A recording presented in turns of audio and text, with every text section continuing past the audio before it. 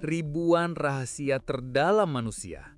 Catatan terapi, trauma, percakapan pribadi dengan psikolog, tiba-tiba terbuka ke dunia maya. Bukan sekadar nama dan alamat, tapi isi pikiran paling rentan, ketakutan, hingga catatan medis yang seharusnya terkunci rapat. Tahun 2020, Finlandia dikejutkan oleh kebocoran data terbesar dalam sejarah negara itu. Seorang hacker dengan nama samaran, Zikil, membobol sistem klinik psikoterapi Vasta Amo, lalu memeras puluhan ribu pasien dengan ancaman, bayar atau rahasiamu akan diumumkan ke publik. Kasus ini bukan hanya soal kejahatan digital. Ini adalah serangan langsung pada sisi paling rapuh dari kemanusiaan, privasi mental seseorang. Siapa sebenarnya Zikil?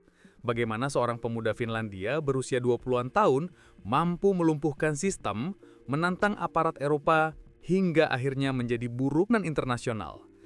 Inilah kisah nyata Aleksanteri Kivimaki, hacker paling dibenci di Finlandia dan salah satu yang paling dicari di dunia cyber.